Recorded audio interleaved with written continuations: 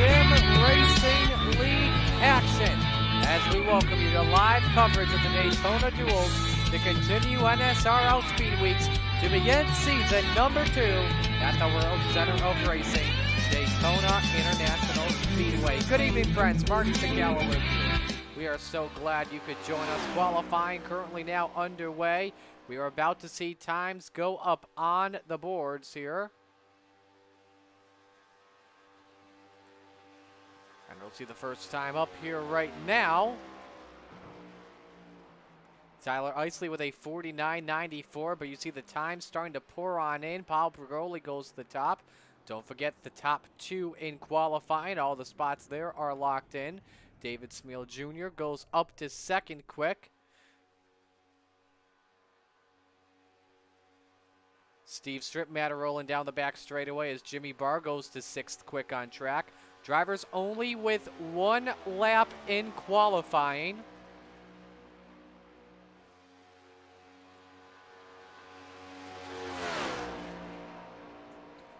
Again, still Brigoli and Smeal, the top 2 at the moment. DeGroot goes to 4th. Let's see, Stripmatter at the time, fast in sector 2, but he goes 10th quick.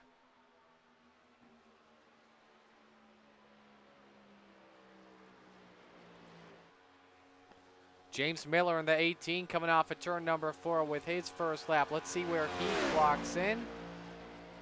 Miller goes 10th at a 50.07. Jaden Bingaman in the number 26, not looking like a good lap as he was up on the outside. As Bingaman comes off at turn 4 to complete his lap, nowhere near the purple. Bingaman goes 13th at a 50.54. Tom Parra making his way across the start-finish line. The driver of the number 16 clocks in 11th at a 50.09.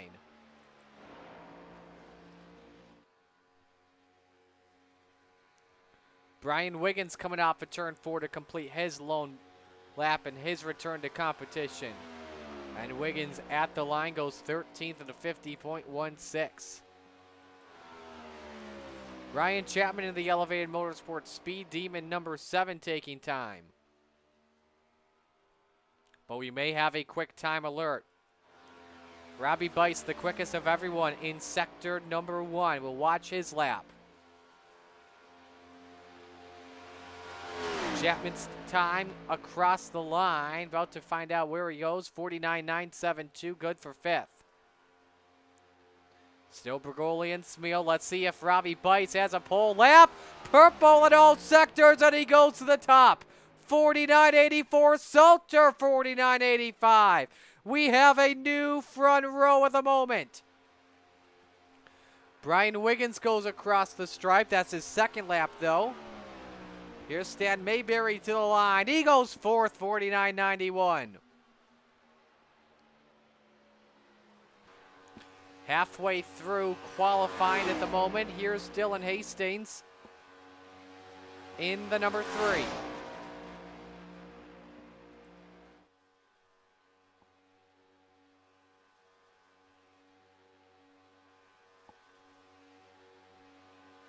Running that low sign.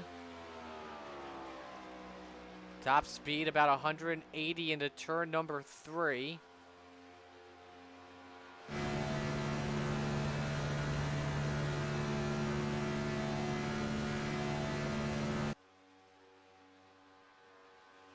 Got to beat a 49.844 for pole position. He's in the green, goes 16th, 50.10.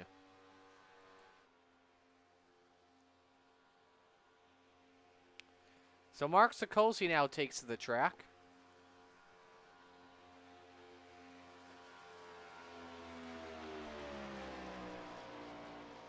Not bad in sector 1.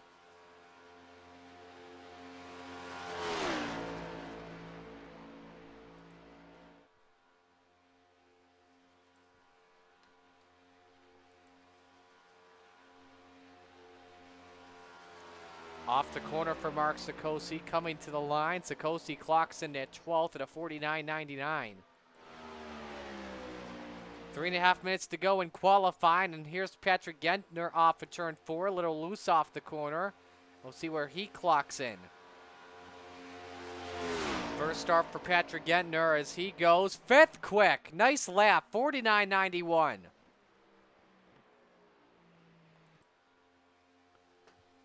Likely the final guy to qualify here. This is Justin Dilton, car number 19.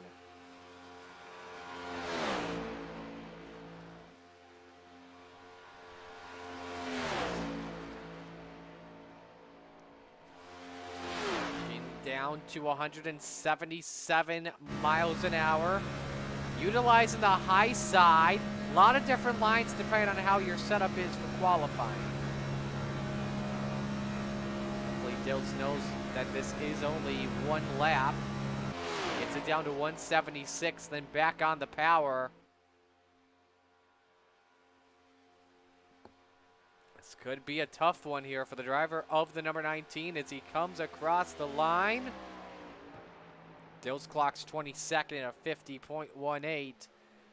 And as of right now, that should do it for qualifying. Robbie Bice on the front row regardless if Zach Hinson does not come out. He's locked in on pole position. David Salter starting on the outside of the front row.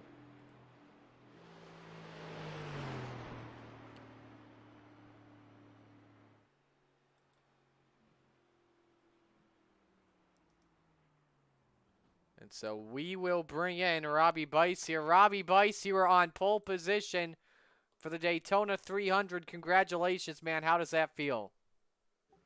It's pretty cool, man. I didn't think I had the speed. I was actually worried about it. Well, how do you? Yeah, go ahead. How do you feel now having to race for a position in the 300? You know you're guaranteed to be locked in. It's pretty cool. I can do some testing tonight, I guess. So that's what we were just talking about. So I might do some testing and try something different tonight. Well, who do you want to give shout-outs to? Man, my team, everybody, Patrick, Stan, David, the league, just everyone who puts us on, man. I sure do appreciate it. Well, it's now official. You are on pole position. Congrats. Thank you, sir. Robbie Bice on pole position. Let's get him moved back up into his chat. Make sure he got him where he needs to be, and he is. It's a Full Throttle Motorsports 1-2. And now we'll talk with David Salter. David, congratulations. You start on the outside of the front row for the Daytona 300 next week. How do you feel? I'm speechless. We worked hard, and hopefully we can come away with something productive out of this today. Well, it's a great run. Full throttle front row lockout. Before we begin duel number 1, who do you want to give shout-outs to? Robbie for all the awesome paint jobs for this week on our team cars. Robbie, Stan, myself, Patrick, all of us worked hard with the setup this week. So let's go racing. All right. Well, sit back and enjoy yourself a nice duel, all right? All right. Thank you, Marty. No problem. David Salter starting from 2nd position. So now we get set to go for the duels, the first duel of 2022. Before we get going with the clash. Here's how the front row looks. Robbie Bice and Paul Pregoli make up the front row. Row number 2, Patrick Gentner and Tyler Isley.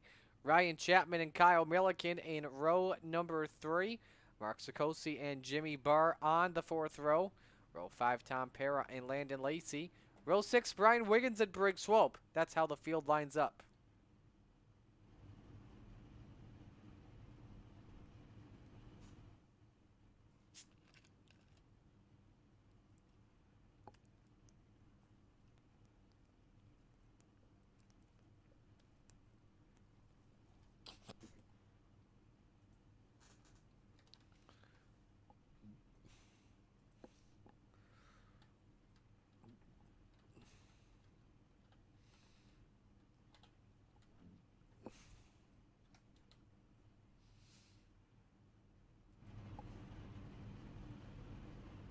So as we get set to go racing here, let us know who you were rooting for in the channel. We'll be sure to give you a shout out on the air.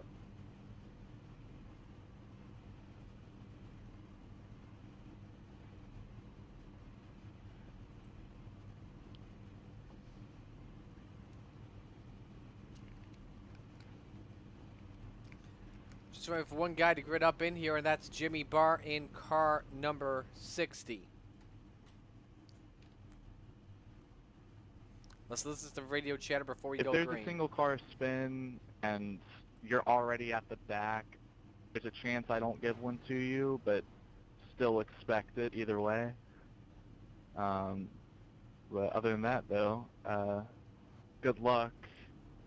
Let's see, Jimmy is in the seat, Bar, so, you know, just stay on pit road. And then once the start of lap 5 comes around, I will let you know when to go.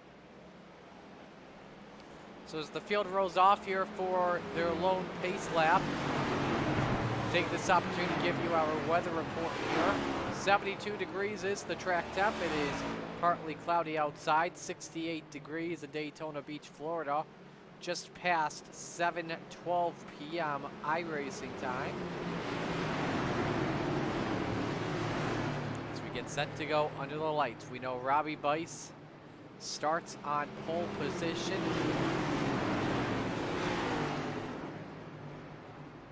Winner of this duel will start from 3rd position tonight.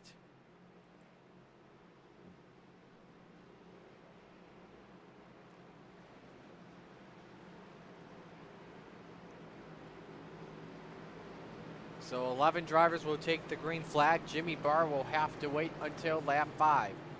The 12 drivers on this car count, a lot similar to the car count that we had when we were in Daytona Beach last year for the first ever race in the National Sim Racing League in the Daytona 300. Well, we are set to go green at the World Center of Racing for the first race at Daytona for the National Sim Racing League. It is duel day, ladies and gentlemen. Robbie Bice and Paul Brigoli will bring the field to the green flag, and it is showtime at the World Center of Racing.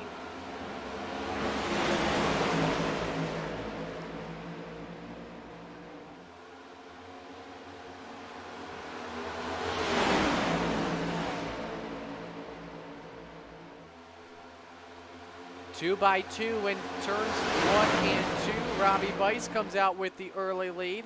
High side doesn't get the best start in Paul Brigoli and company. Patrick Gentner makes the move up to 2nd position as the low line gets the draft that they need down the back straightaway. Ryan Chapman gets a run entering turn number 3 up to 3rd. Tyler Isley switches lines down. He's in 5th spot, now makes the move up to P4. Brigoli falling back early here like a rock. Not the way he wants to start off his duel.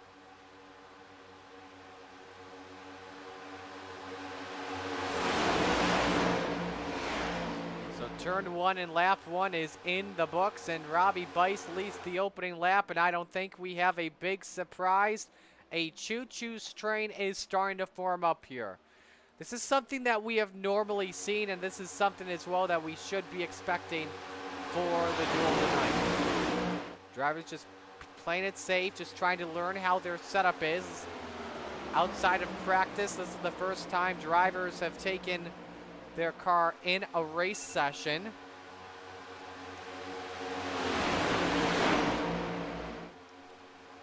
So we'll see what happens here if drivers can roll the top, if we see any risky, aggressive moves. Keep in mind, drivers will have to pit in this duel. Just like a regular field run, about 35 to 40 laps is the pit window here in this duel. Two drivers trying to make a run up on the outside line early. Landon Lacey in the 66 is one of those drivers, and the Ford in front of him, can't tell the number who that is specifically, but I think that's Tyler Isley. And that it is. No Toyotas here in this duel. It is all Fords and 2 Chevys. A bunch of those Fords are plated to look like they're Dodges, as you can see from Robbie Bice, Patrick Gentner. I think as well Ryan Chapman and Mark Sikosi. So top 4, I guess you could say, is all Dodges at the moment.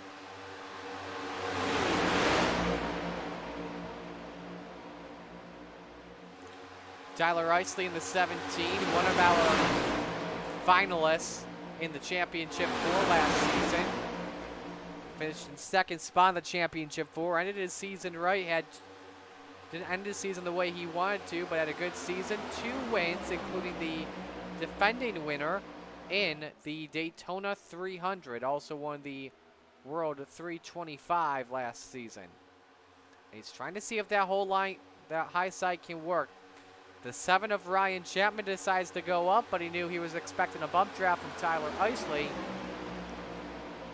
So Isley goes up on the outside line of the track.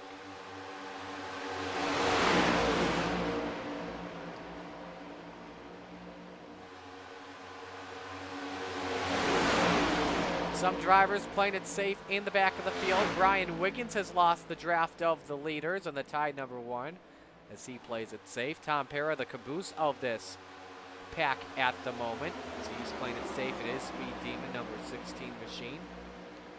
Normally a guy that likes to really play it super safe. He was able to manage a top 5 finish last season.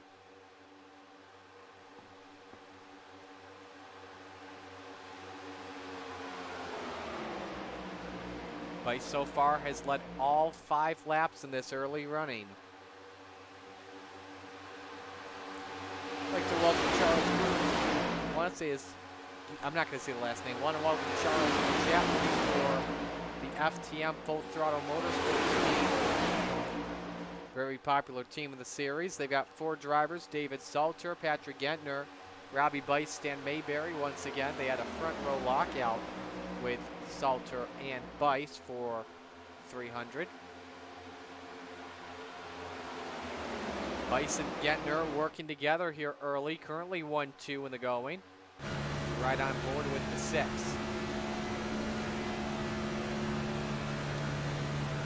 can see how it looks in the rear view mirror from the top left of the screen as you ride on board.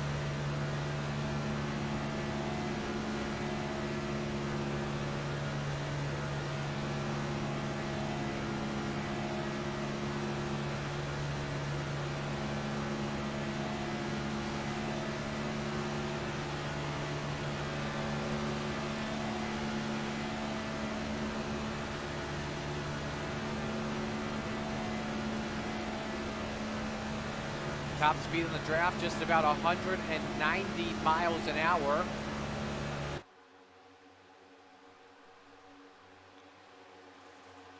This again, just plays it safe for right now.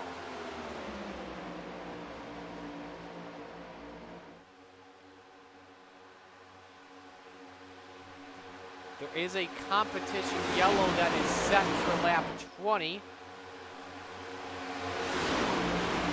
That will eliminate the pit strategy for the driver of stage 1. But that's technically the competition yellow of this race. That will allow the drivers to bunch back up together. And then we will take tires and fuel, make it all the way to the end. So pit strategy won't be a factor in this race, but drivers will still have to pit. Tyler Isley, Landon Lacey trying to get this high side going. Last season, they were teammates at one point, then Isley decided to leave the team. I believe they are teamed up back together in the Charge Racing camp. But Isley trying to set something up. Can he try and clear in front of him? That's Lacey on the radio. We're trying to hear what he has to say. I think he was just telling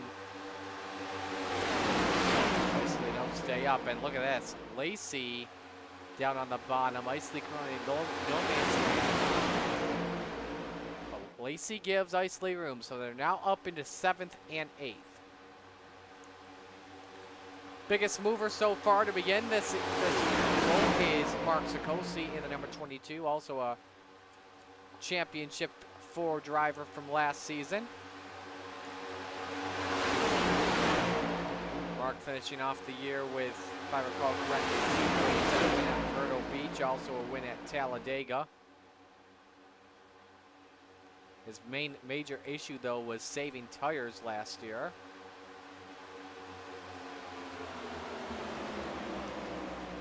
That was a driver as well that was definitely due up for wins on the year. Kyle Milliken, another driver I guess you could say was also due up for a win, nearly won at Talladega, and then the last lap passed by Sikosi. Teammates out of the FTM camp. However, though, all that war will come off turn number 4, that's for sure.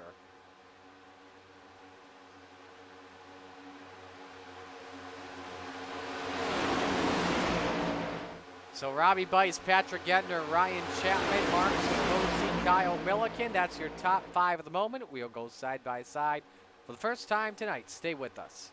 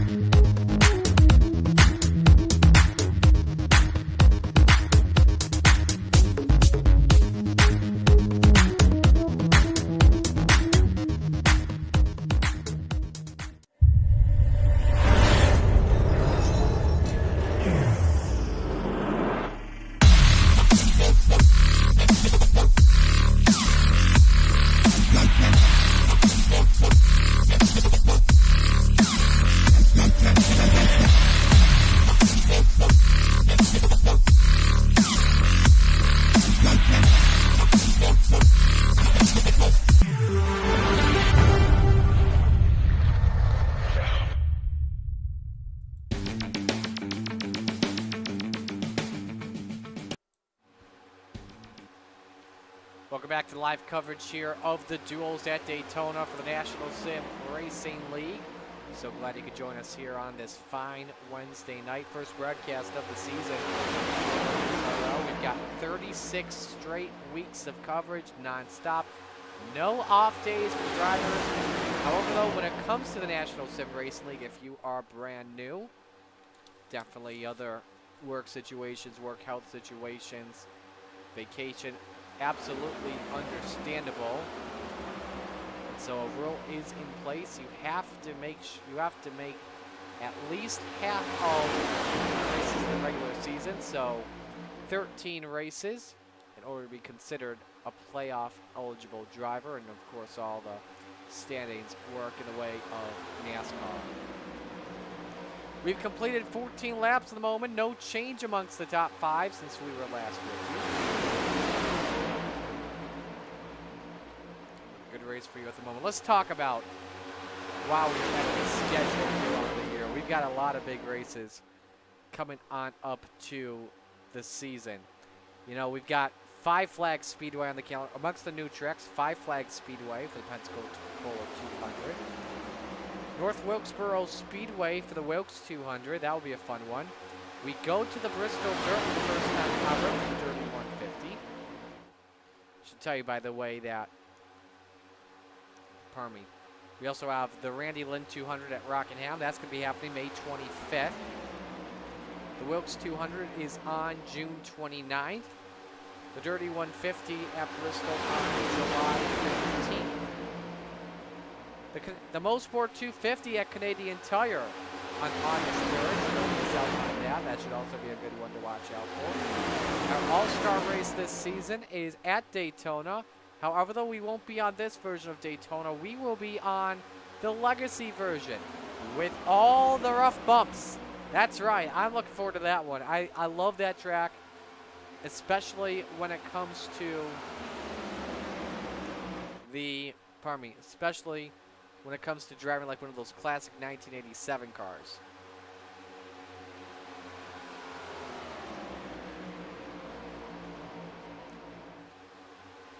Also going to Irwindale for the Irwindale 200 on August 17th. Nashville Super Speedway for the Lucas Oil 250. Hickory Motors Speedway on September 14th for the Hickory 300. Mid-Ohio Sports Car Course on October 5th for the Buckeye 250. And we ended the regular season, and then we ended the regular season at Atlanta Motor Speedway for the Hot Atlanta 250.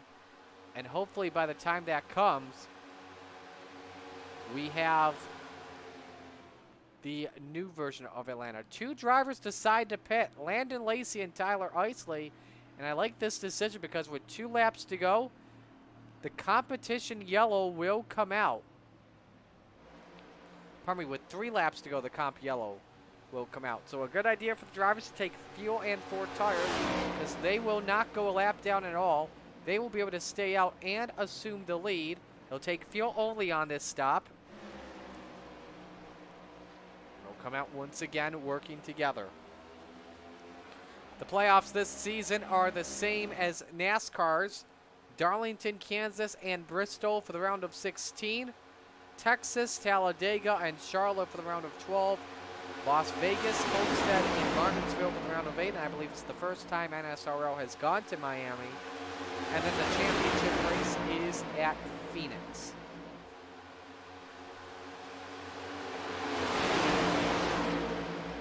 So it will definitely be a fun season. Of course, if you are interested in becoming a National Sim Racing League driver, just go to nationalsimracing.com, click on registration. And where you want to sign up for, definitely recommend starting on the Truck Series side of things. Starting to see drivers get a little bit high, wide, and handsome as we just had a change in the lead. Ryan Chapman goes to the point on Mark Sikosi, Kyle Milliken, Robbie Bice, and Patrick Gentner. Along with Tom Parra. Let's go back and show you how that pass really was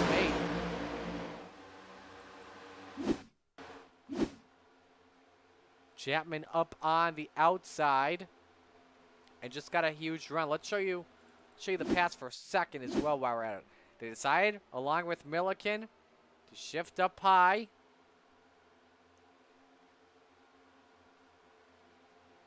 And just take the race lead from there. Don't forget, they are all teammates out of the Full Throttle Motorsports camp. Or excuse me, out of the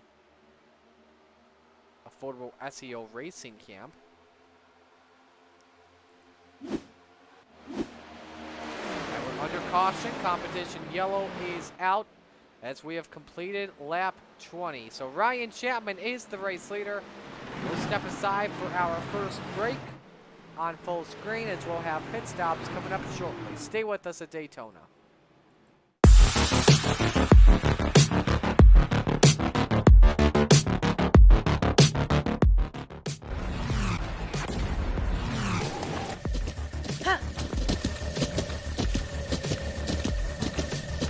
With the Butt Kicker Gamer 2, what you see and what you hear is what you feel.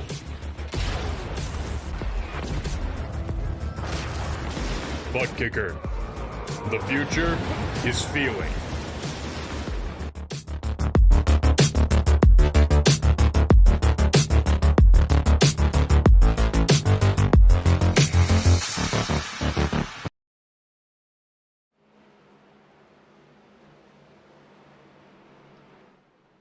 Pit road is open and everybody is coming on in. And likely we will not see Isley or Lacey pit.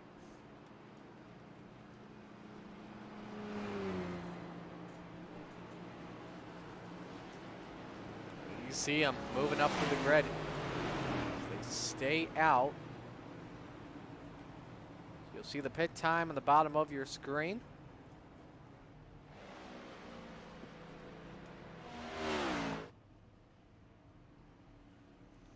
We'll take a look and see who wins off the race off of pit road. Off the jack first is Ryan Chapman. Robbie Buys, I think, may have just beat him out on an 11.3 second stop, and he did. 3 seconds better on pit road than Ryan Chapman, and the pit stop does the job. A new front row when we get back to green. The drivers working together, Tyler Isley and Landon Lacey. Coming back to green in just a moment.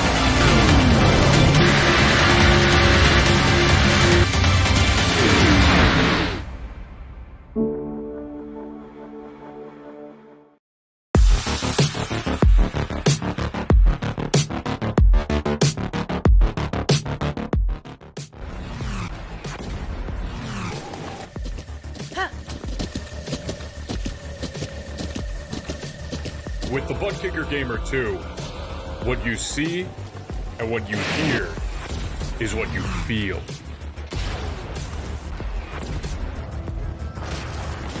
Butt Kicker.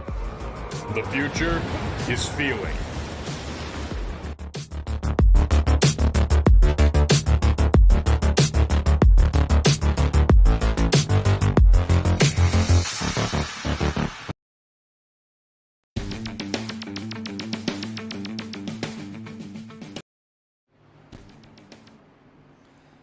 Ready to go back under the green flag here as we're just about ready to hit the halfway point. All the drivers will be good to go for the rest of the race. Tyler Isley and Landon Lacey on row 1. Ryan Chapman and Robbie Bice row 2, with Bice winning the race off of pit road. Kyle Milliken and Paul Bergoli on row number 3. Brian Wiggins and Briggs Swope row 4, and row 5, Tom Pera and Mark Sikosi as we're ready to come back to the green flag.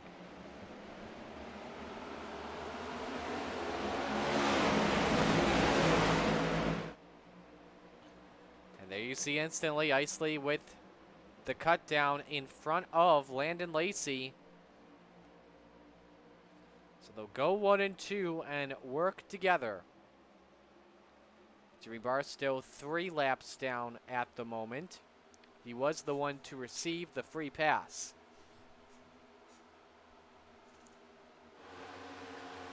Leaders currently single file at the moment.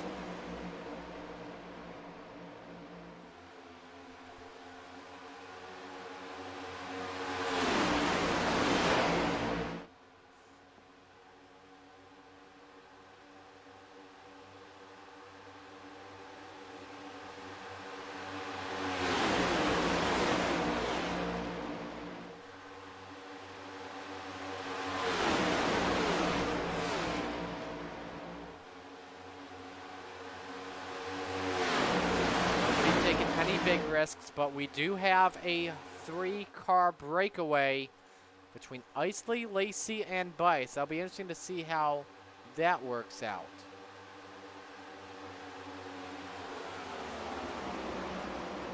Let's talk about more of the drivers here while we have a moment. Robbie Bice last season. Only one top 10 for him, so it'd be a win for him if he could get his first ever top 5 in competition. Starting to see a little bit more racing happen in the back of the field. Brian Wiggins trying to make his way up. Ryan Chapman, who was leading the competition yellow, fell back to the pack. He just set the fastest lap of this race, though, with a 46.46.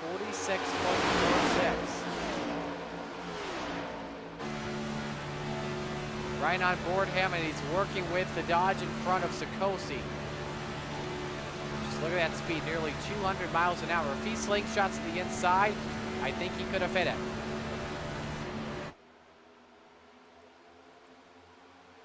Nearly a touch of smoke in the middle of the pack. First guy up on the outside.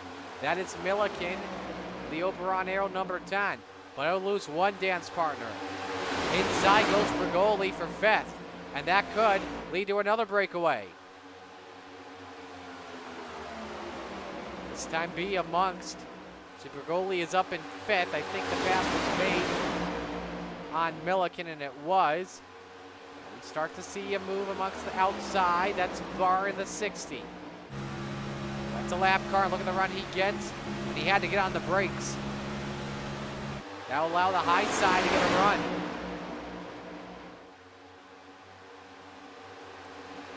Milliken followed by Wiggins, Sikosi, and company. Wiggins only racing in 20 starts last year. Excuse me, in 21 races on the year. 1 top 5 and 4 top 10s. Best finish on the year was at Nashville Super Speedway, finishing in 5th. Now a run for the 10 car once again. Up to 3rd and looking for the race lead. Trying to get by the pole sitter and Bice. And now Isley and Lacey shift up in front on the outside. Nearly leading to a major stack up. Oh boy, the 57 of Swope. In a new team this season, no more DraftKings Racing. I believe it's got a new name on the year. Up in Smoke Garage is what it's called. And look at this stack up. It's getting crazy. Lacey almost forced into pit road. Wild, wild mess at the moment. But we continue to race here at Daytona. There they go. Ryan Chapman around and upside down. Another car on its lid. It's Landon Lacey. Briggs Swope also involved. And more wrecking from Bergoli.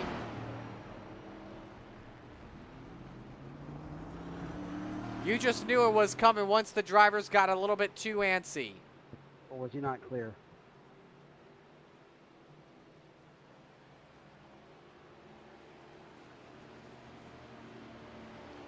Tough break for Paul Bergoli in the 33, making his debut. Sorry. Another fucking penalty. The whole fucking line. I got it. We apologize for that language. This all started coming off at turn number 4, and you'll see how. Lacey got forced all the way down to the bottom and came back up the track. Now, was he forced? Yeah, you got a bumper for Milliken. No, you cannot bump draft at all with these cars in the corners. Luckily, he got a lane up thanks to Robbie Bice. And then watch the 7 of Chapman. Tries to come down in front of Bice, and there's just slight contact. And my goodness, what a shot for Ryan Chapman. Landon Lacey also up on his lid.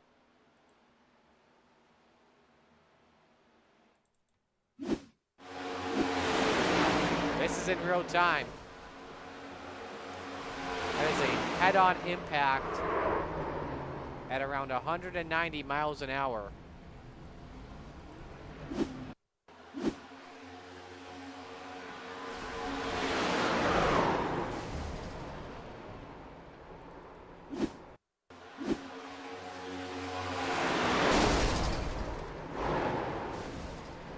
Lacey on his lid from a head-on collision. Let's ride with Chapman here. It's just a slight contact, and look at that. Ah. Are we able to get the speed here? Nope, we can't get the speed. This is Paul Bergoli, who is just an innocent bystander. Nowhere to go. Those are some vicious shots. And the other car to go on its noggin, Lacey. He had it going straight and right there. Up and over. The 66 goes. Remember, no quick repairs in the National Sim Racing League. So drivers are waiting in pit road a lot and likely will be starting from the rear of the field for the 120 lap event next Wednesday.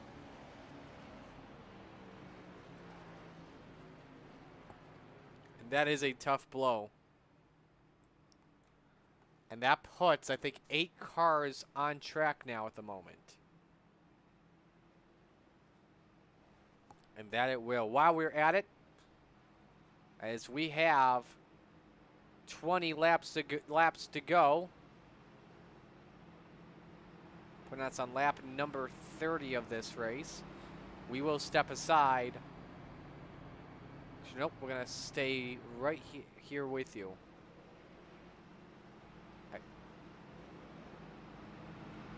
Check here at the pace lights if this is 1 lap to green, and it is, so we'll keep it right here with you. Okay.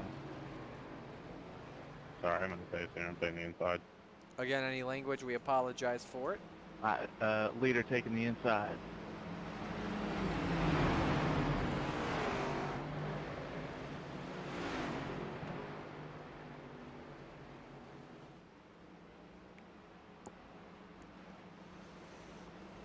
Alright, remember guys, many laps to go, so try to be patient.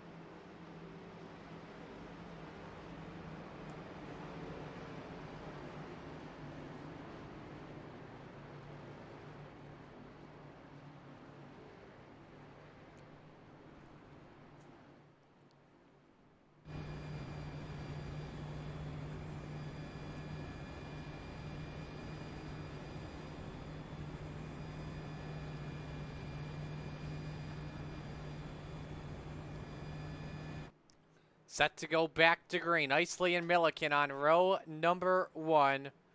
Wiggins and Bice row 2. Sikosi and Wiggins and Sikosi row 2.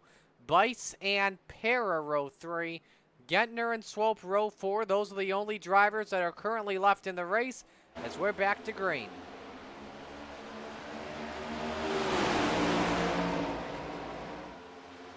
This race, by the way, with a time limit.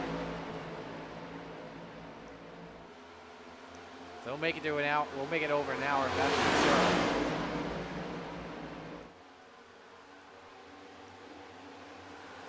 Drive comes from Milliken off of turn number 2 with Wiggins second, Sikosi third. Dropping down to the inside. I think they want to wait and see what Sikosi would do. And Sikosi drops down to the bottom. Tom Para immediately gets shuffled to the rear of the field. Everyone wants to rock it down the low side.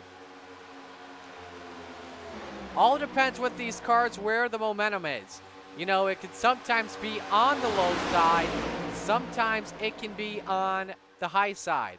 For example, I was doing a cup race on Talladega, a fixed race, and there was a single file line on the outside. I was trying to run the low side. I kept getting shuffled back. Like, what was going on? Everybody was up on the outside. Like, I mean, that was so surprising. Something you don't see often. Luckily, though, we were able to get the low side to work thanks to a little bit of bump drafting.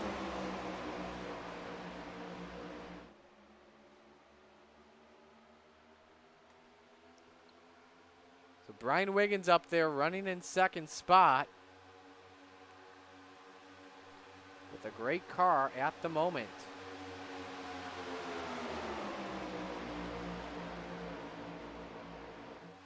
Isley now without his good friend in Landon Lacey, as he is officially out of the race. So Lacey's going to have to figure this out all by himself. How does he try and find a chance to go to victory lane?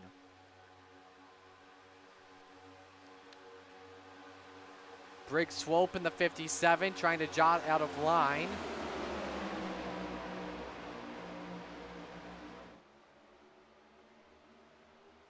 Swope, by the way, all by himself as well with no teammates.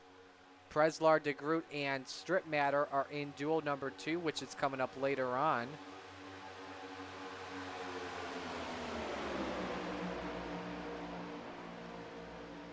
That's all I really know at the moment, but the advantage currently belonging to the affordable SEO drivers of Milliken, Sikosi, and Para. You can count Brian Wiggins in that too if you wanted. Of course, Milliken is first, Sikosi third, and Para eighth. Give credit to Wiggins, by the way. Biggest mover out there on the racetrack. Up 9 spots from 11th to the runner-up spot. And what is, oh, this must be his throwback picture. But throwback weekend's over.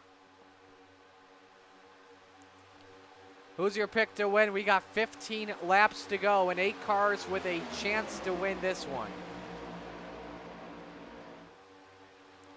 See the top 3 trying to break away here.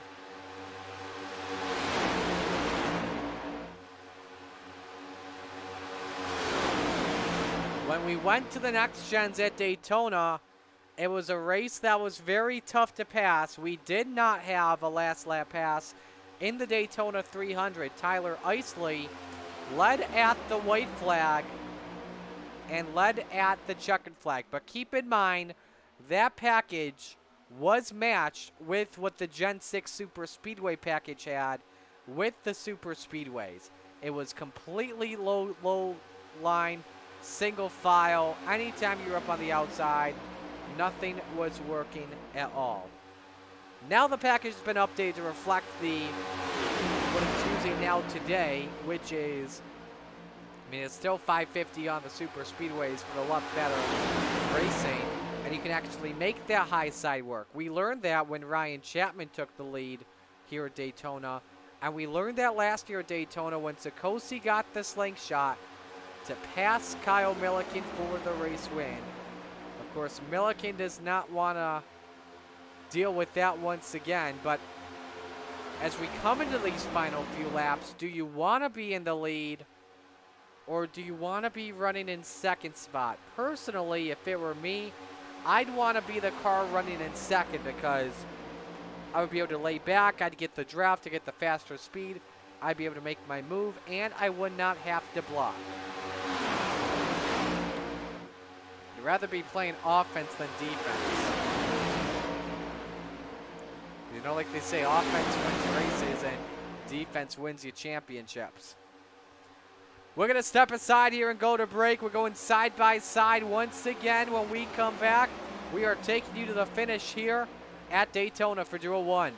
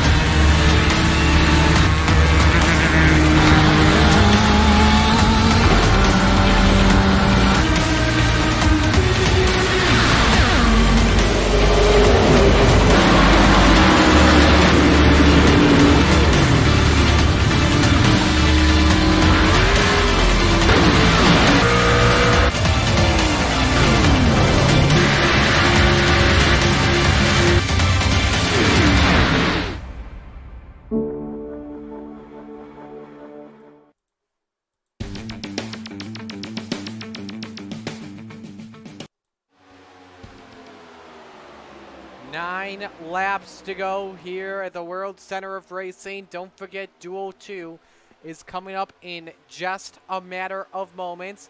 Single file line at the moment. Kyle Milliken leading on Brian Wiggins, Mark Sikosi, Tyler Isley, and Robbie Bice. There you have a look at the last Super Speedway winner in Mark Sikosi. When do you make your move, and do you perhaps go with Brian Wiggins? That is the question.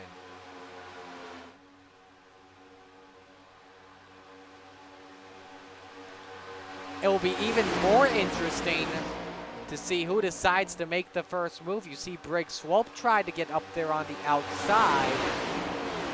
Nobody with him. Doesn't lose a spot at all, stays back in 6th.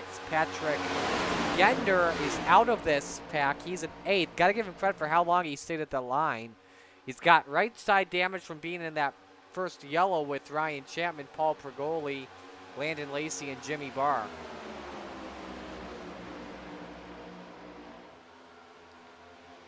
There's a look at the leaders at the moment.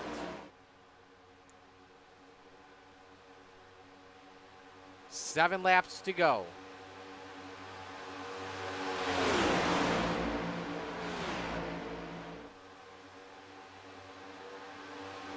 Saw Tom Hera in the 16 also try and make a move. But I think all the drivers are going to wait until we hit under 5 laps to go. Remember, the winner starts in 3rd position for next week's Daytona 300 at 8:45 p.m. right here on the National Sim Racing League family of networks. Robbie Bice is locked on pole position regardless of where he finishes. If he does win, though, the winner would start, the second place finisher will start in 3rd spot. 6 laps remaining in duel number 1.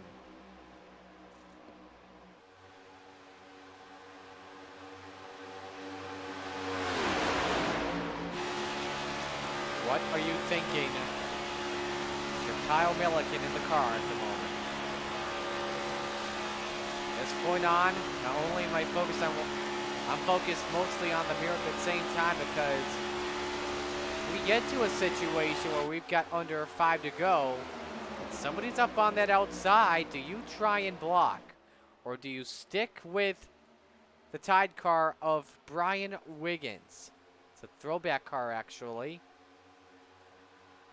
You see Tom Paris trying everything he could do up on that outside, but nobody wants to go with him.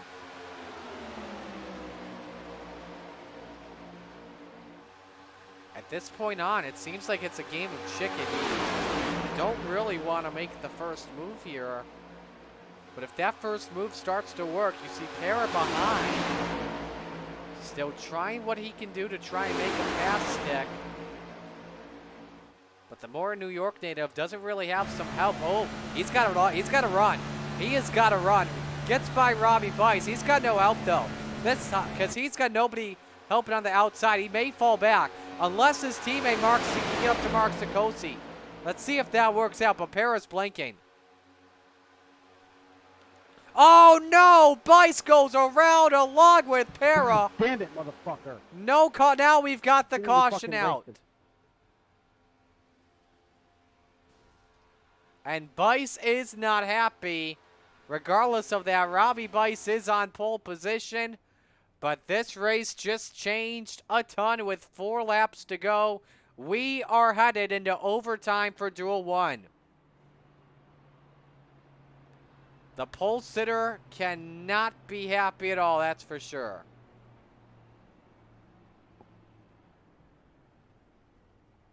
That's a tough break for Para as well. He was trying to make his move.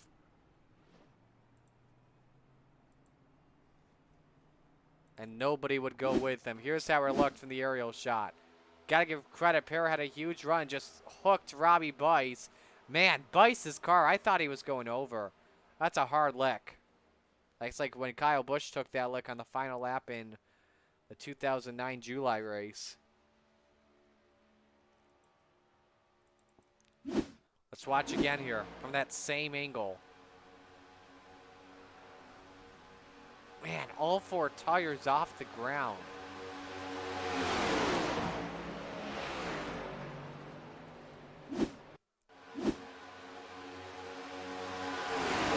Come down. And there's the hook. See if we get one more of that.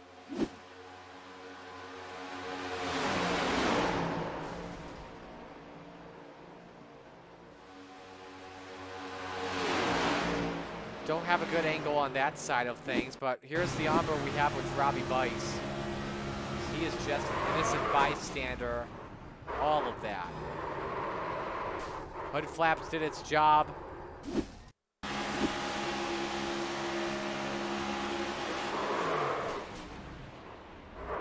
That's a violent hit. You know, when a car just tips on its side and gets on its noggin, that's not bad, but when a car goes head on into the wall, that's a whole lot worse.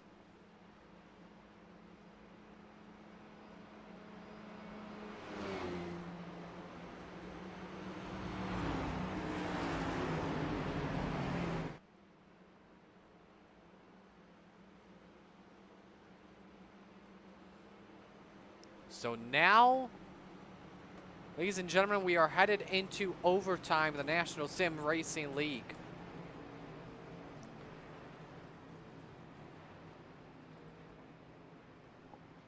There will be up to 3 attempts at a green-white checkered. If we get to the white flag, we have an official race. If we take the yellow before the white flag, we'll try once again up to 3 attempts. 6 drivers with a chance at winning this race. And now the question stands, what line do you choose here if you're Kyle Milliken, the leader?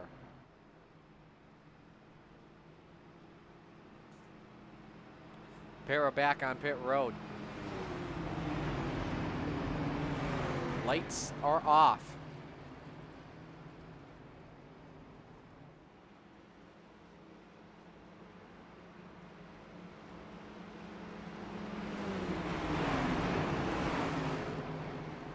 Milliken selects the inside line. I like that call because he can go with Sikosi, but he may be having some flashbacks at the moment of Talladega.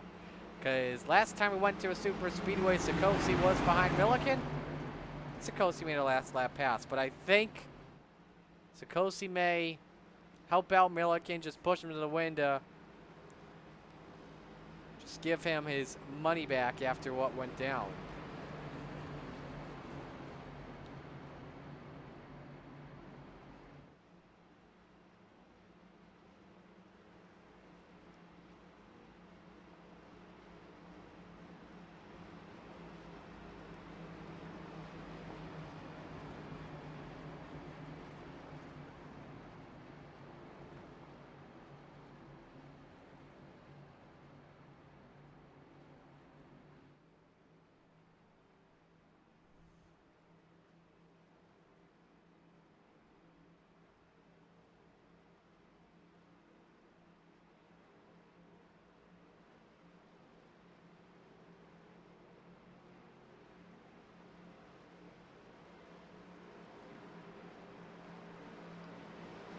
Set to come back to the green flag.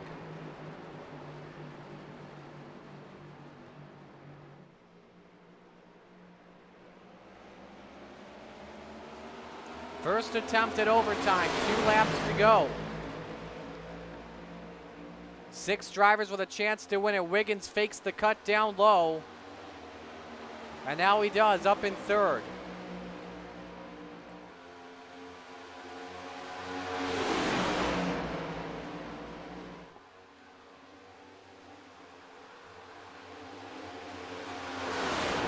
Everyone running that single file line for right now. Milliken followed by Sikosi, followed by Wiggins, then Isley, Swope, and Gentner. Those are the drivers remaining that have a shot to win the duel. Who wants to start in 3rd position next week for the Daytona 300? We're about to find out. White flag goes up in the air. 2.5 miles remain in duel number 1. Kyle Milliken leads them. Will Sikosi just push him home, or do we have a surprise winner? Milliken's oh so good at the super speedways. It would be surprising if he couldn't get the win. Isley has lost the draft along with Swope and Gettner. So it's coming down to 3 Dodges on who could win it down the super stretch for the final time.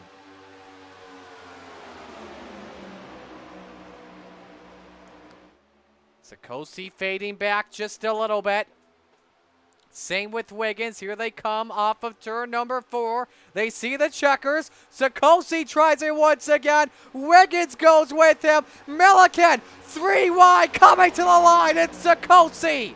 Oh my goodness, Sikosi. Once again, surprise, surprise, does it to Milliken. And Mark Sikosi starts from 3rd.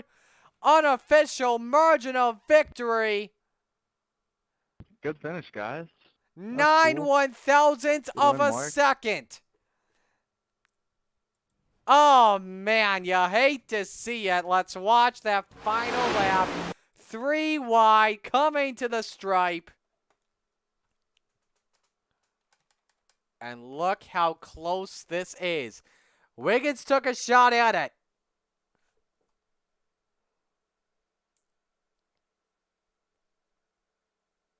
Isley also had a chance as well, and right there, Mark Sikosi. Oh, man. Deja vu once again for the number 10 of Kyle Milliken, who goes spinning at the end of all of that as we get set to go for the second dual race. So we're getting our stuff all set to go. While we're at it, let's bring in our dual winner here in Mark Sikosi.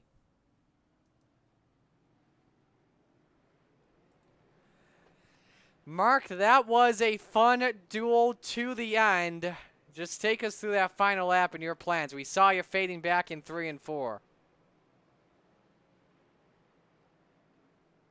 Mark Sikosi. Oh, looks like we lost Mark. Oh, let's try him again. Mark, you got a copy? I got you.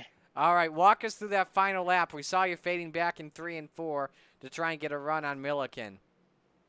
Yeah, I gave him a push down the back. Got him a little more speed so I get a bigger run on him. I mean, that was the plan. I mean, we were working really good together, 3 teams. And, yeah, I mean, the plan was to at least get us 1, 2, 3, and that's what we got. And figured, you know, as long as it comes down to us 3, they're off of 4, then, you know, free for all at that point.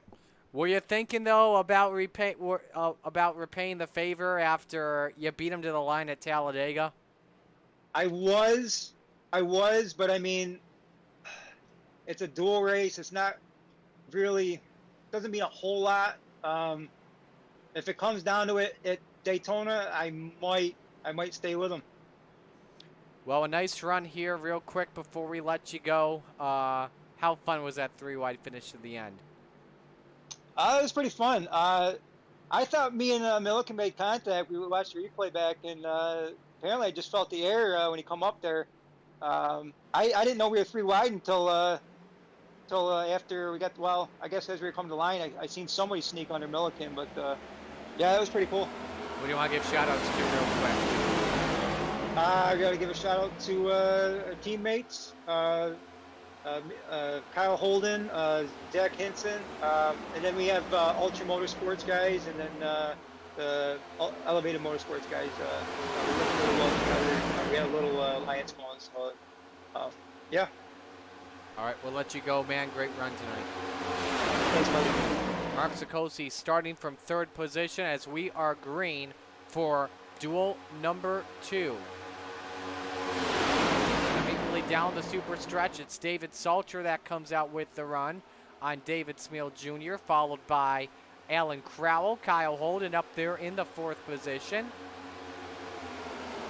Start things off single file early on. A lot of drivers dropping to the inside line. A lot like what we saw in Duel 1.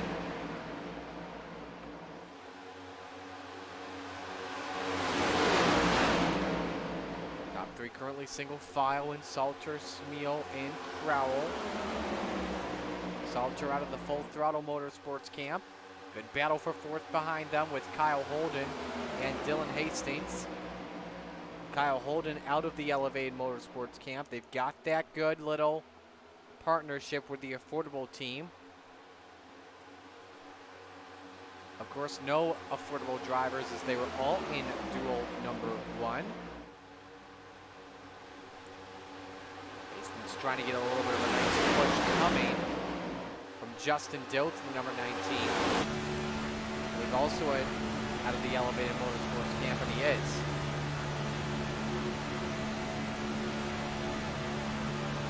So even lines at the moment is, by the way, Justin Dilts just handled the best lap of this race. You're right on board here with Stan Mayberry in the 48.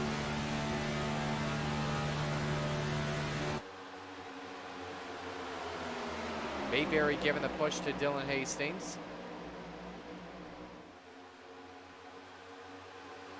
So nobody going really single file or choo-choo train early. The drivers want to get a whole lot aggressive early here. You can see that coming from that 3 car, normally aggressive at Daytona in general. Hastings already up 5 positions, up to 4th. Top 3 still working together in Salter, Smeal, and Crowell. Normally when you drive a next-gen car here at Daytona, you'll see it whenever you see a side-by-side battle, the drivers in front can get big steam and can pull away. We're not seeing it at the moment early here as Hastings is up to Crowell. Now you see it amongst the top 2. They get about a 3 car length lead on the drivers in 3rd.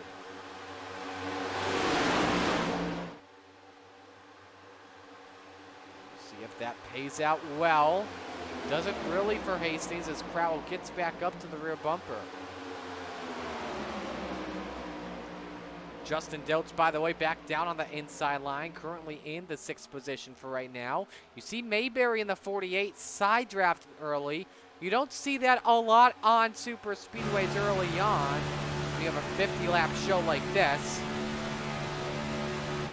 Drivers willing to race here early as long as they can keep it like it. And that 3 car is on the charge once again, but has lost a couple of spots. That's Holden in the 77 up to 4th, getting a push from Dilts. Dilts also working with the 67 of Brian Preslow on the up and smoke ride camp.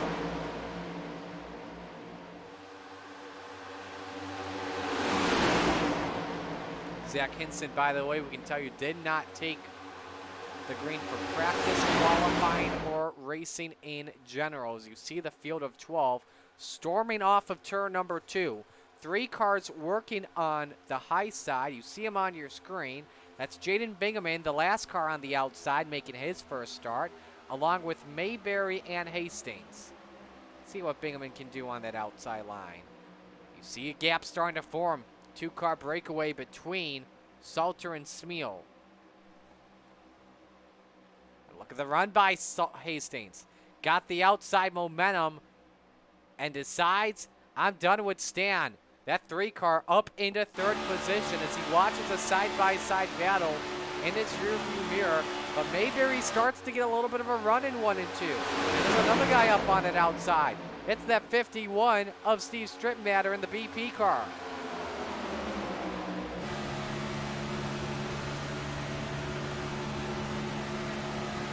Look at the top speed the drivers are all running, 195 miles an hour, a lot faster than what we saw in duel number 1. Of course, the track temp has gone down a bit to 70 degrees as it is 8:13 iRacing time, which means the speeds are going up for sure early. I would not be surprised of how aggressive the drivers are early if something broke out before lap number 20.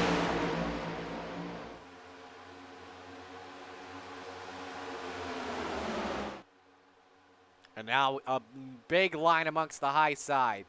7-5, and look at the run for Hastings. Big push from the Dodge of Mayberry up to 2nd and trying to challenge for the race lead. Remember what we learned in duel number 1. You cannot bump draft in the turns at all. For the race lead, Hastings off at turn number 4. The 3 car back out front at Daytona. You love to see it. Now drops to the inside. Go out Mayberry to get back up top and challenge for the race lead. And Stan is up there. He takes the 48 out front. 2 iconic numbers in NASCAR. The 3 and the 48 on the front row at Daytona. It's a dream come true for NASCAR fans. Oh boy, the 48 loose. This could be 3 wide. Bingaman decides to give Mayberry the line back. Salter giving a big push to the 3 and the 88. The 88 and the 3 and the 48. This is outstanding at the moment. You love to see it, folks.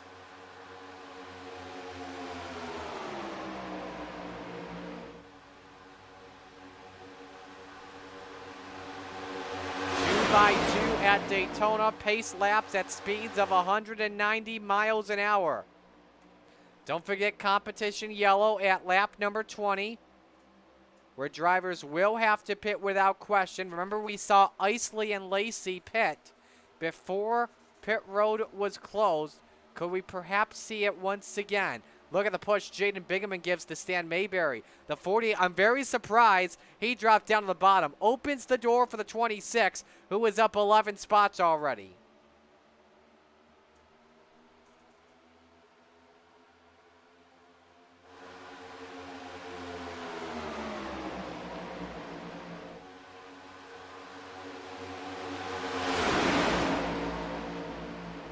We've completed 20% of the duels so far. Dylan Hastings a little bit loose going through the trial. Well, that's normally common. You see the drivers get a little antsy through there. This can be normally tough. But Jaden Bingaman, Stan Mayberry, currently side by side for the race lead at the moment. We'll step aside and take you side by side. If trouble breaks out, we'll break in. Stay with us.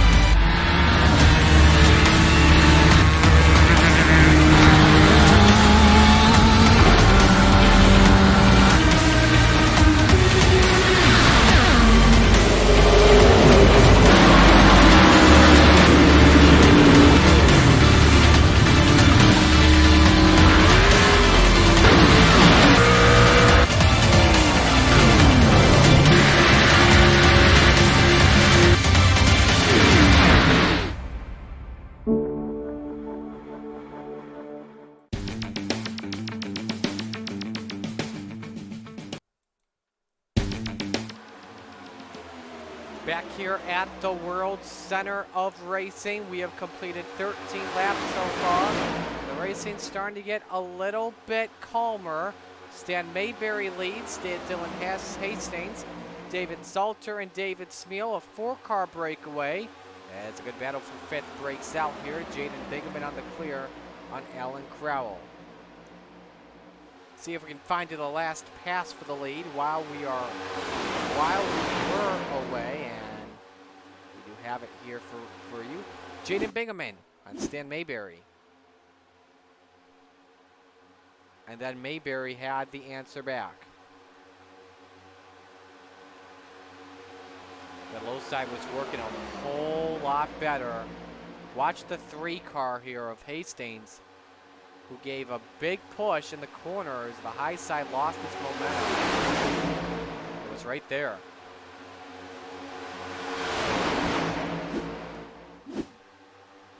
So calmer for right now, but you see Bingaman wants to get up to the front, but does he have the help on the outside? Alan Crowell wants to go. The high side's got to be formed up really well, and it's not. That forces Bingaman to go back to the inside.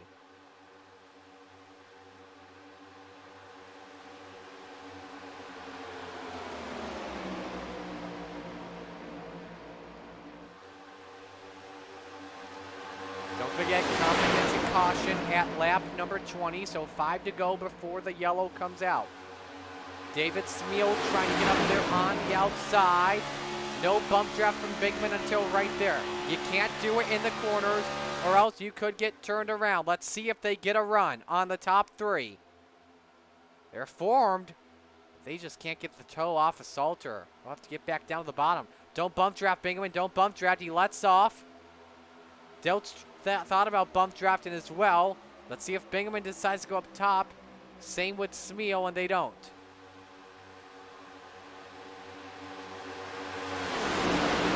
Now the real question is, do we see anybody come in this lap or next lap? Because if they do come in, chances are they'll be cycled to the lead. Now we got drivers trying to form a line up top. That's Holden. Actually, that's Crowell in the 9 who's trying to get something to go. Nothing for right now. Right on board with them. That's Holden behind in the 77. This is the bump draft in the 3. They're going 193 into turn number 3. A little bit tight there to a bump draft. They got the run off of 4 thanks to that bump draft. And we got guys in the pits. Strip Matter comes in along with DeGroot and Preslar. Now the real question is, does anybody come in before the light comes on to close pit road is the question. You look at those pit times very closely. Isley and Lacey did fuel only. We'll see if they do, if drivers take a lesson out of their playbook.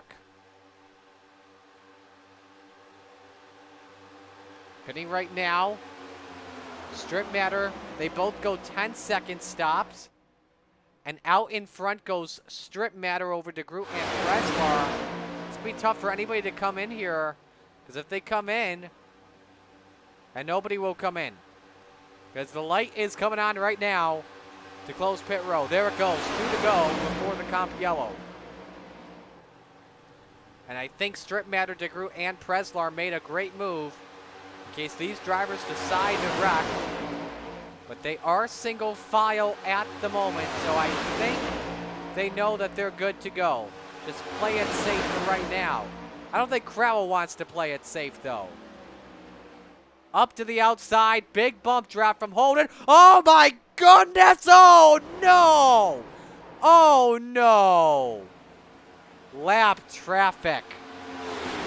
And this is the competition caution, that's Kyle Holden.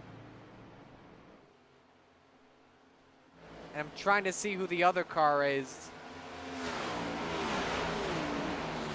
That wasn't Hastings. It was Miller. They caught up to a lap car. I think it was Preslar. I don't think he had the speed, and it just accordioned the field together, and it brings the yellow out. I tell you what, I think Strip Matter, DeGroot, and Preslar made the perfect call. Let's watch that angle one more time. We'll take it in slow motion. You see the bump draft. It was the 6th. Yes, it was Preslar.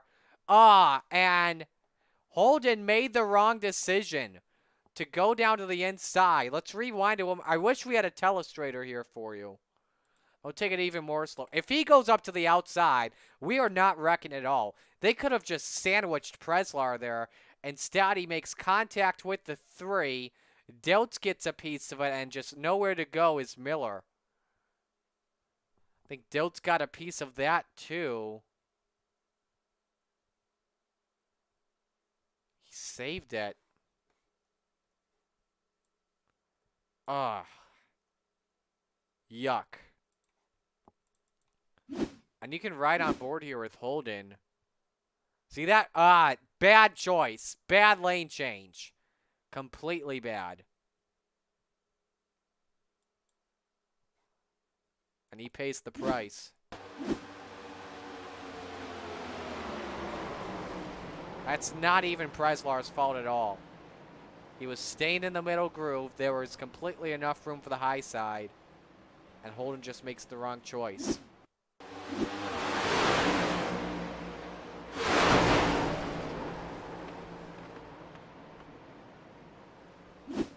So under caution here at Daytona, as Steve Stripmatter is the new leader when we come back to the green flag here. Stay with us. It's duel number 2.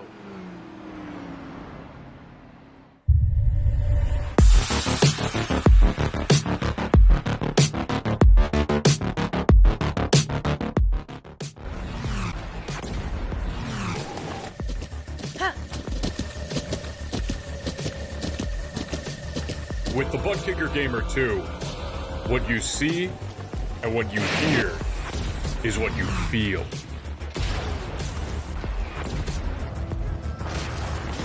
Butt Kicker.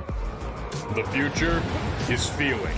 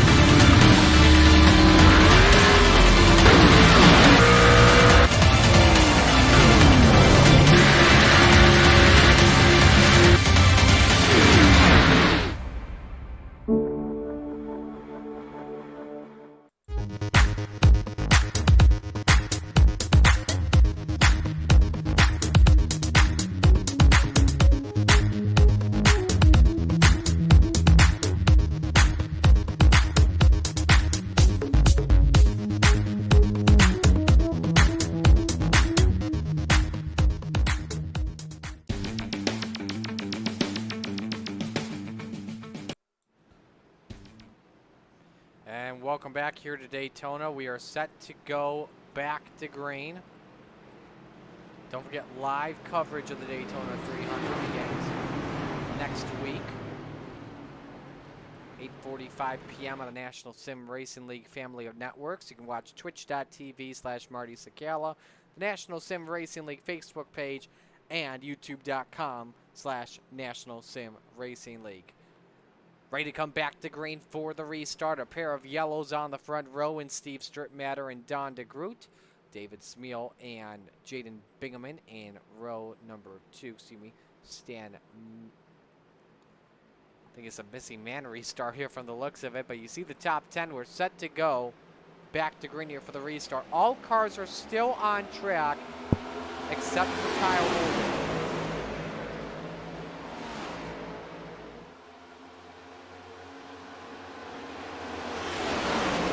Cuts it back down to the bottom side, along with Smeal. Bingaman side by side.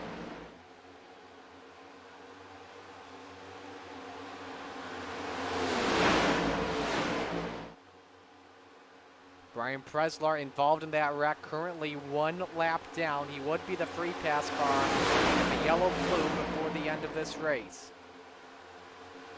Bingaman trying to get around with Alan Crowell. We saw how aggressive the racing was before the competition yellow. I have a feeling with what we learned of that accident with Miller and Preslar and Holden, I think drivers are going to be a little bit more cautious.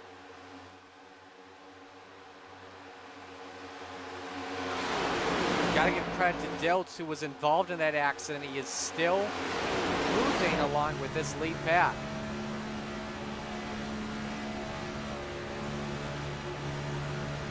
But we are seeing drivers move up to the outside. Hastings was one of the drivers that was not afraid to be aggressive, along with Stan Mayberry.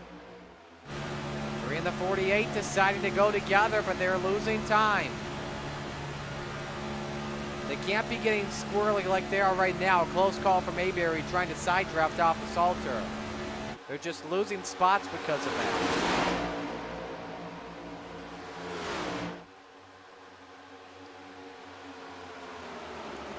So Strip Matter and DeGroot, 2 of the 3 drivers that pitted before the yellow came out. First and third respectively.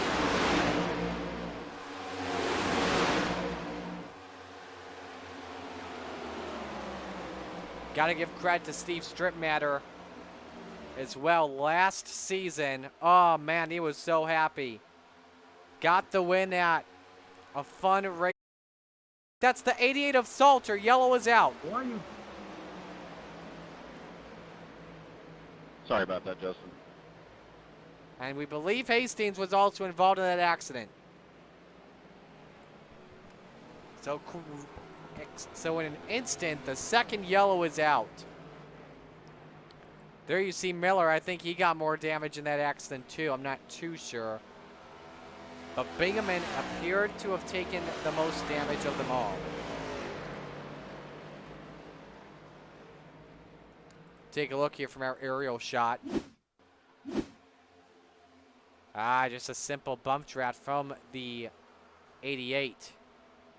Sends That's both of fine them. asking because he doesn't. Sends both of them sideways. Let's watch from another angle. You see it once again. They both paid the price. Salter paid it as an equal price as Bingaman. And this is why you do not bump draft at all in the corners at Daytona. Right there was that hook.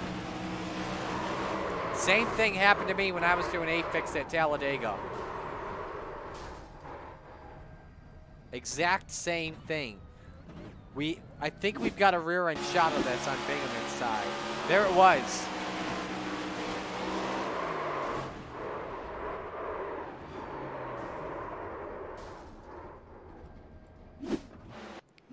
So second yellow of this dual race is out. Remember, drivers have 3 sets of tires. And a couple of drivers are going to use them. Hastings and Mayberry. Miller will use them. Only gives them, I would assume, 1 set, if not 2. While we're at it, let's listen to some audio of the drivers. We'll keep it right here with you.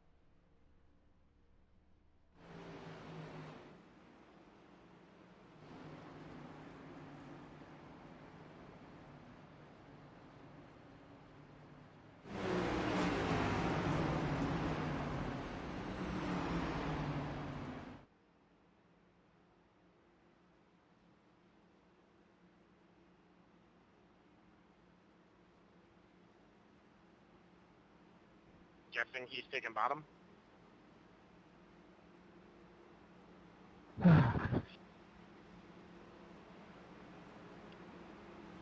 That's supposed to.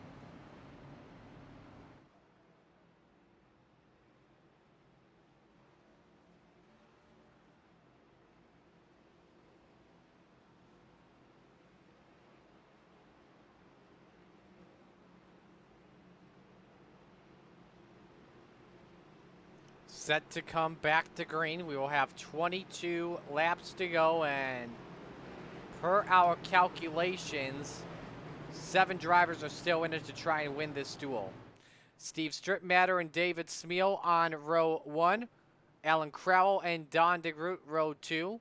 Justin Diltz and Stan Mayberry row 3. Dylan Hastings and James Miller in row 4. And let's see if row 5 comes up with Brian Preslar. Jaden Bigeman racing his way into it as well. Brian Preslar did receive the free pass as we get set to come back to the green flag. He's got 21 laps to go.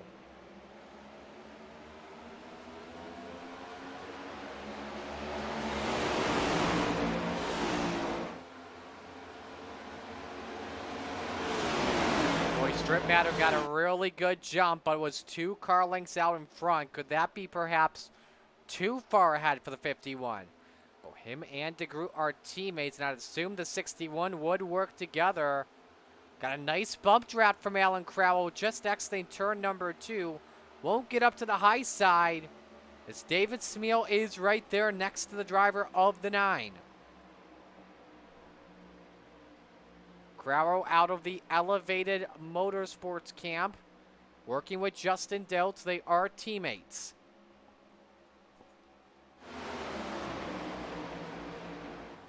Double file for right now. Here's the run for David Smeal for second on DeGroot. He's got it at the line, 20 laps to go, challenging for the lead. Coming to the line, coming to turn 1, he's got it. Can't cut down low in front of Strittmatter. Mayberry giving him a good push throughout the corner.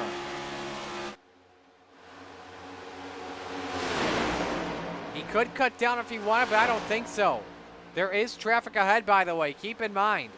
And top 2, able to clear. They get down low. Hastings leads the outside line with nobody with him. That 3 car going back, back, back, back, back.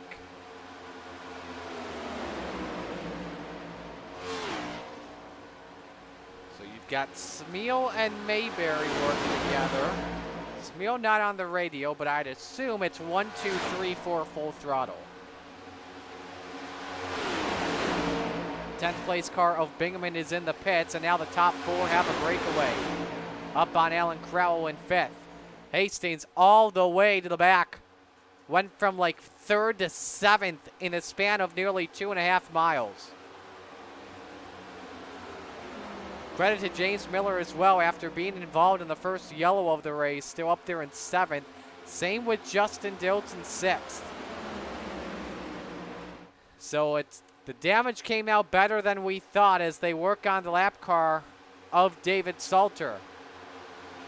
Or pardon me, is that Salter or is that... Hold on. Nope, that was Salter. He goes 2 laps down.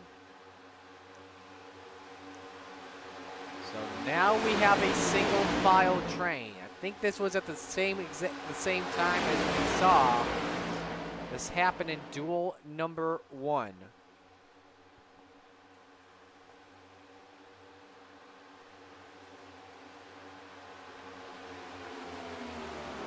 Just have to wait and see what happens. Talk about some of the drivers here in the field while at it. David Salter currently, David Smeal, we'll focus on him, currently in the lead. Best finish of the season last year was runner-up at New Hampshire. One of the drivers to be in contention to win. It would have been a crazy win for the driver of the 72. That would have been an awesome one. He was in a fearsome battle with Landon Lacey to try and take that win. Tyler Rush was also in that battle as well.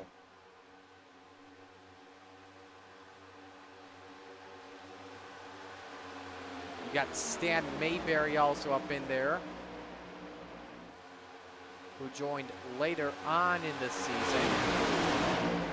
Try and pull up Stan's stat. Mayberry currently running P2. Only 7 starts for him last season. That's wrong guy.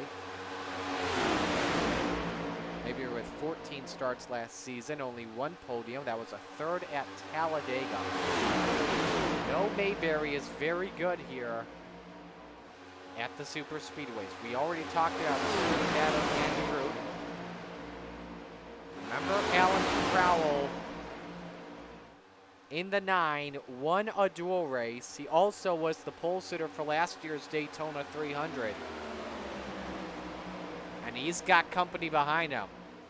We've got a lot of team situations right now. Of course, you've got Strip Matter and DeGroot. That's what we know.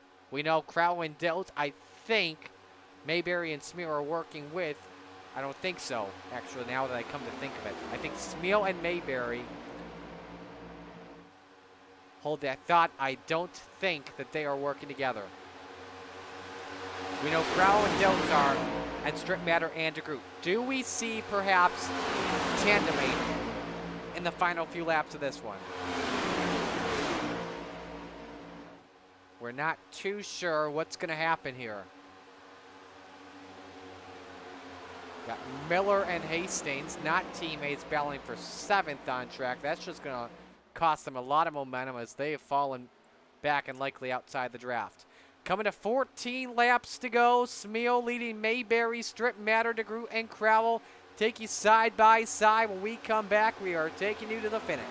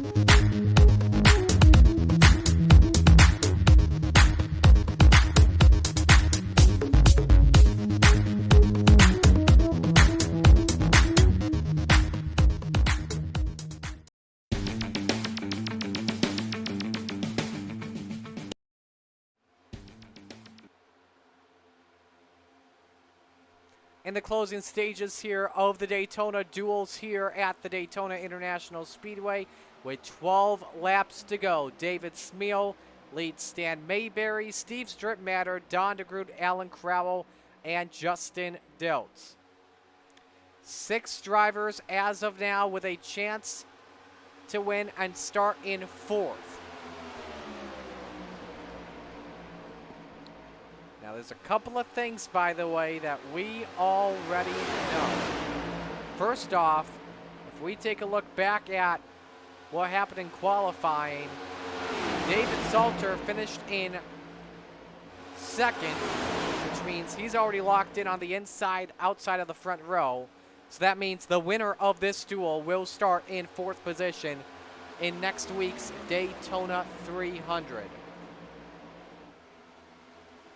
And once again, we are seeing the same thing that we saw in Duel 1. Drivers with a single file train.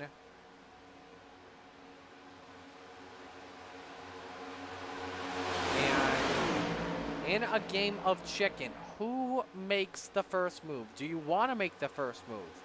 And do you have help? That's the big thing that we're seeing right now. You gotta have help. We saw that with Dylan Hastings. not have any help and went all the way back. I think everyone rejected him. Like it was a guy that got rejected for a prom date. At the last second, I should add. There you see it once again.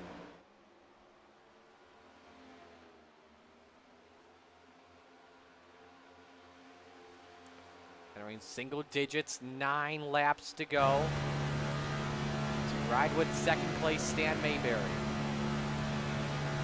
See if there's traffic ahead. There is a car in turn 1 in the background moving. Don't know who that is. If I were to guess correctly, that's Brian Preslar, and it is. He's 43 seconds back. Remember, Preslar was kind of the problem in that first caution. He didn't cause it, though, but there was a lap car, and drivers were just trying to avoid it.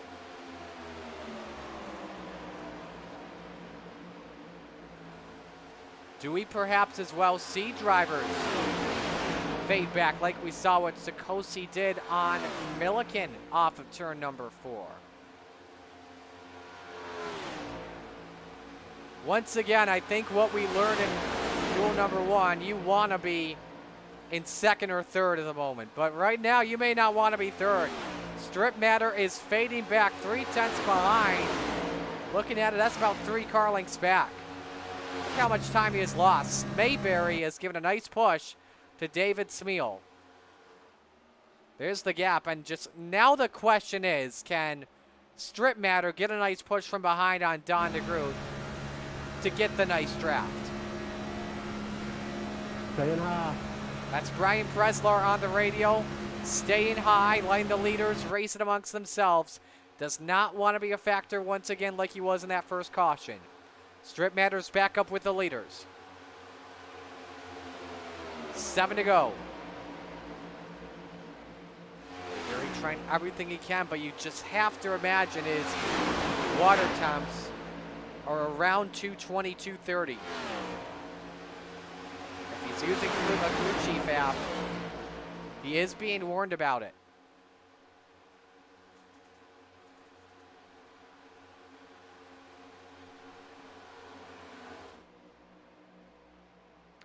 You see the 6 drivers with a chance to win. Got to give credit to Justin Dilge for being in this fight still. Even after being involved in the first caution. That's incredible. 6 laps to go. Once again, Salter gets lapped, lets the field by. I think Mayberry's just trying to do everything he can to push Smeal Jr. And maybe perhaps they can try and battle amongst themselves. It's either that, or I think Strip Matter is testing something early here. Here we go. First moves being made by the elevated teammates. Let's see if Crow and Dilt can get something to work. With DeGroot for 4th. They won't be able to get into turns, but if I'm Justin Dilt, I am going to try and bump draft Crowell off of turn 4. Can't get up there well. These cars don't suck up really well like they did with the like they did with the final Gen 6 package. Strip Matter, I can imagine in 3rd, is just testing out perhaps the fading back to see if he can get a run on the top 2. And and Crowell's going to go with them no matter what.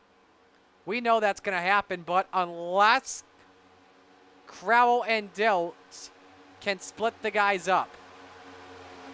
Dilt's advances up to 6th. It's going to be up to 5th.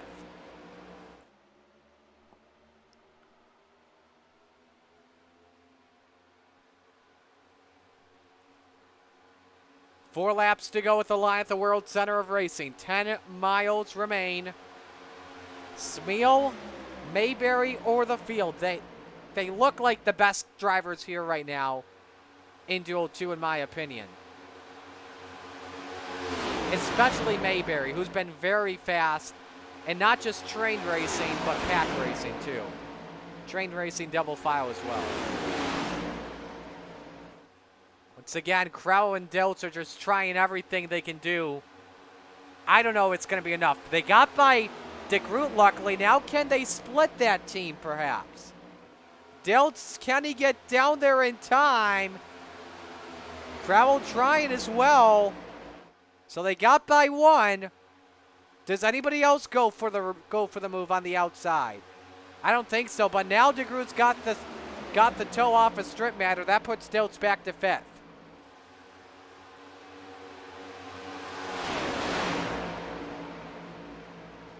Still side by side as they nearly touch. Crowell just trying to get a slight little pull. They're trying to allow him to go forward. And now that leads to as well a 3-car breakaway amongst the field. Strip matter, though, still losing even more time. 4/10 behind Mayberry. This is going to get interesting. I think it's going to come down to Smeal and Mayberry. Based on the looks of it right now, unless Strip matter can get a huge push from DeGroot, they're double file for 3rd at the moment.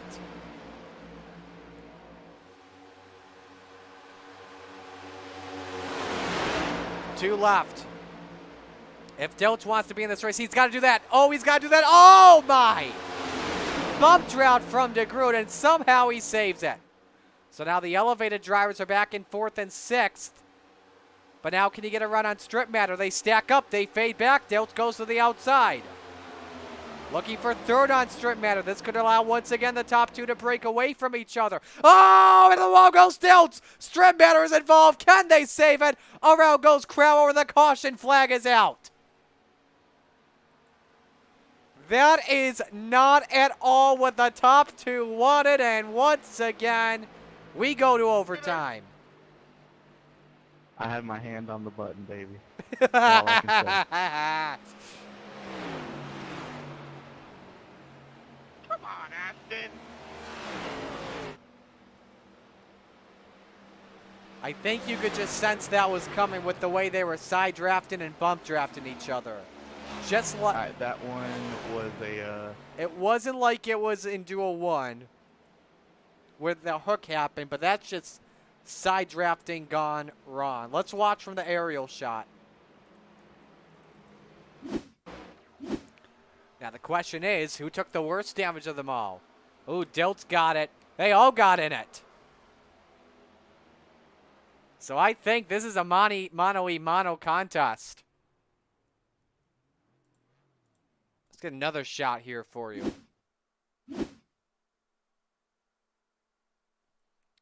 You see Dilts just trying to side draft, and oh, big netco. They get together. And then, yeah, just Crowell and DeGroot with absolutely nowhere to go. Crowell takes the worst of the heat.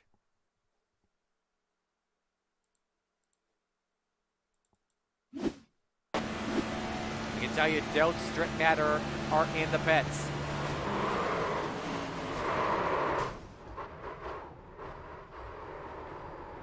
So this changes everything and brings in a lot more questions here. So we're set to come back to green. This also puts another guy back in this battle. You thought Smeal and Mayberry were back in this race? Watch that 3-car closely of Dylan Hastings. He's been trying everything on that low and high side. This is a guy that I think now has a chance to win Duel 2.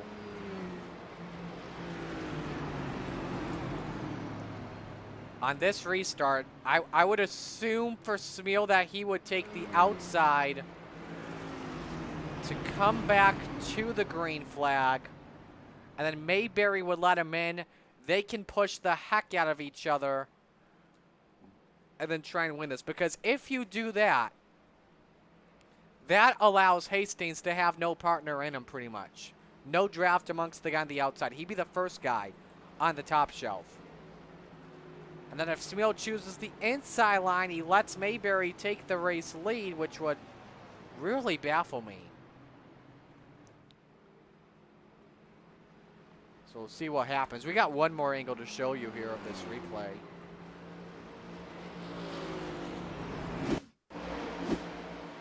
Watch this. Rip Digger.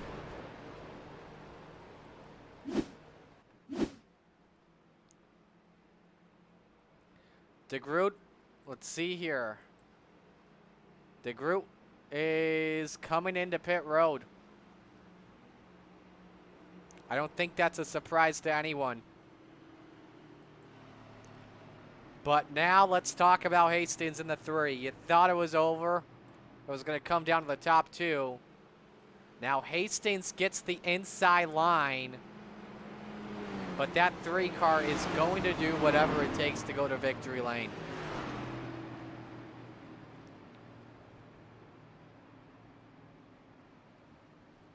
You got James Miller up there in 4th, but with the damage he has, I don't think it's going to be what it takes to win this race. Brian Preslar, by the way, gets back on the lead lap. He'll be tail end as we come back to the green flag. It's been a fun night of dual coverage so far, folks. Let us know who you think is going to win it.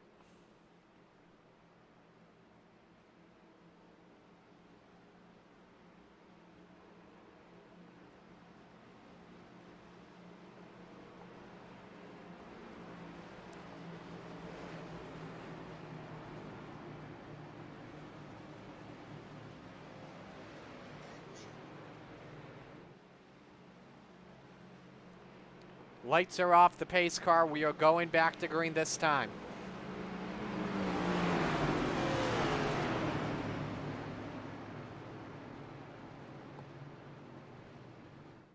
And it's going to be a fun restart. Smeal and Mayberry on row number 1. Don't count out the 3 of Dylan Hastings. Green, white, checker, the first attempt of overtime. 2 to go. Smeal selected the outside line, immediately cuts down in front of Mayberry. They go 1 and 2. Then you've got Hastings up there in 3rd position. Again, watch him very closely. It's likely a 3-man dash for the win. Miller trying to keep in it. I think he's fading back, though. Strip Matter up there in 5th, and Crowell 6th, Preslar 7th, and DeGroot 8th. Those are the only drivers that are on the lead lap. Everyone up on that inside line for right now. Does anybody make the first move? Mayberry on the bumper of David Smeal. Has to let off, obviously. On board with the 72.